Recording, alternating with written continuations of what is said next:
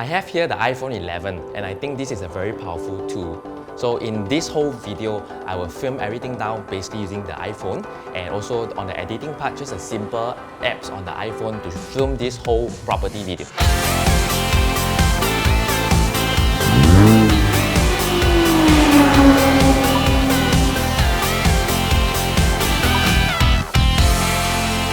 Hi everyone, my name is Kevin. I'm the Chief Agency Director of ERA and the founder of Preeminent Group. Today, I just want to use this simple video to guide you through how you can use your iPhone 11 only to film your property video. As you know, during this COVID-19 circuit breaker, there's a separation between agents and their clients and their buyer. So the only way to view your property is through a digital viewing. And I think in a digital presentation, a video is very important. I just want to guide you through how you can use your iPhone to film down the footage from your house and eventually pass it to your agents and so that they can edit it. And of course, today this video is shot entirely on the iPhone 11 with just my wife at the back helping me with this. No pro gimbal or DSLR, long lens, just a very simple iPhone 11.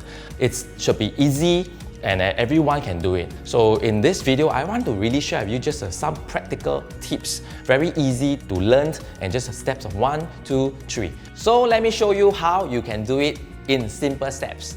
To make a good property video, there's only 3 simple steps. Plan, shoot, and edit. Number 1, planning. I think planning is the most important. A good planning will reduce the amount of time needed to edit the production. In the planning stage, I'll probably use a pen and a post-it to write down which part of the house do you want to start off and flow towards which part. I think in the intro, in the beginning, it's best to feature one special feature of your house. It could be your appliances, it could be your living hall, the renovation. So usually I'll start from the living hall and I'll plan towards the master room and flow to the junior rooms and end off at the kitchen. Now the second part, I think timing is very important.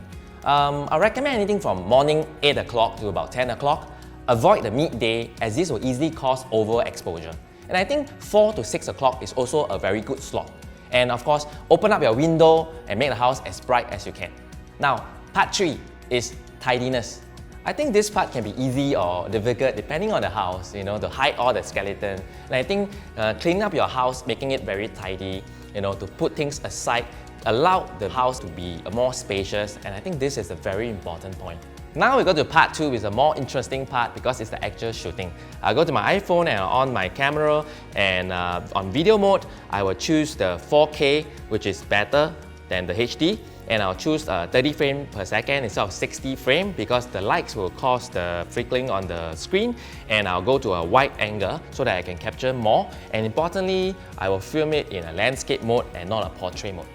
The framing of your video is also very important. So it's a very common mistake. People always hold the camera tilted down or tilted up. Right? This will distort the lines. So you got to hold your camera as straight as possible and find a straight line in your filming. Most people hold their cameras either too high or too low. Most important is eye level, camera straight, lock your elbow if you're doing panning on left to right, even top to down. At eye level and make sure your camera is straight. And I think today iPhone has this built-in stabilizer that will really improve the footage.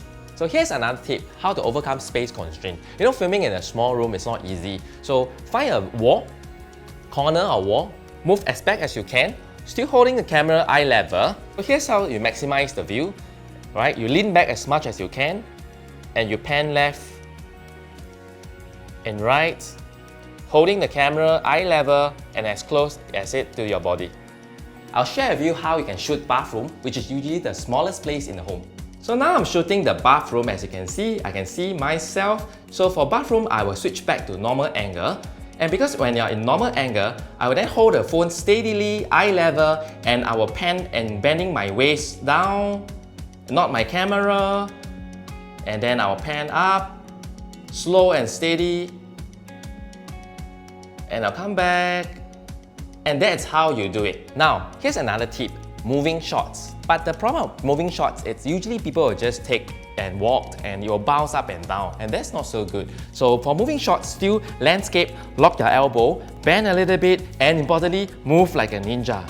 Hold your breath, slowly, move like a ninja. And this will greatly make your shots and footage more interesting.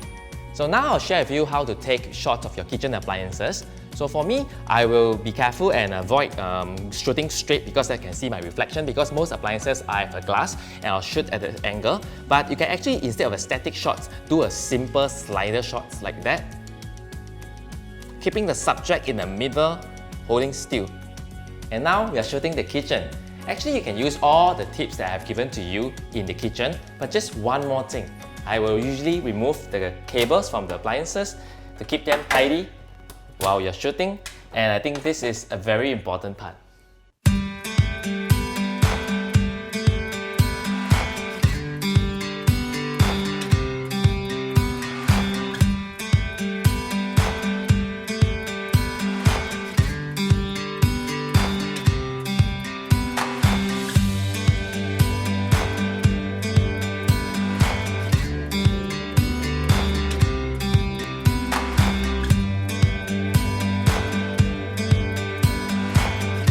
Wow, so now it's the editing part, and it'll take a couple of minutes, so get yourself a coffee and enjoy the editing process.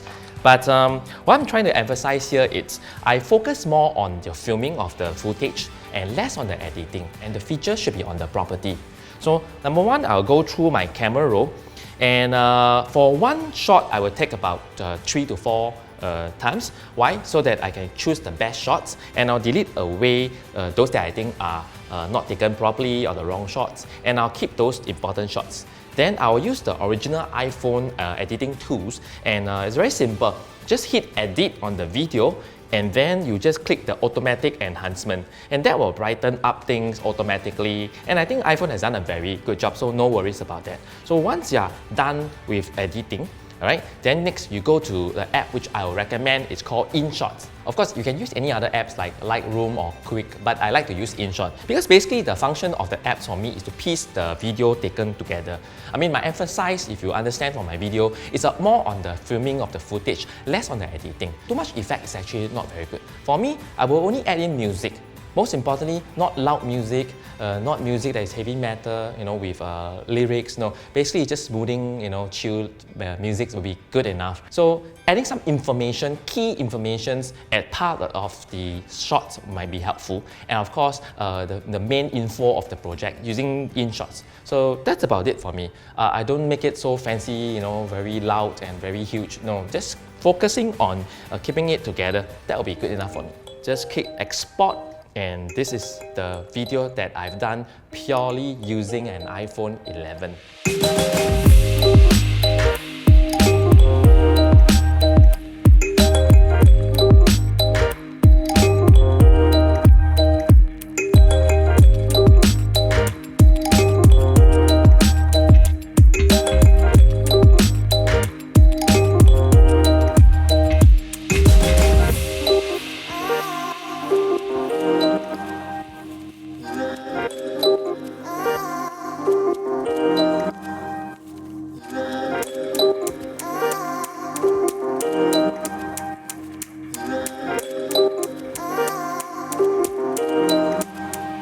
Well, I hope you have enjoyed the video and learned a couple of tips from my video. And during this period, I hope everyone stay safe, stay healthy, and most important, get your property sold.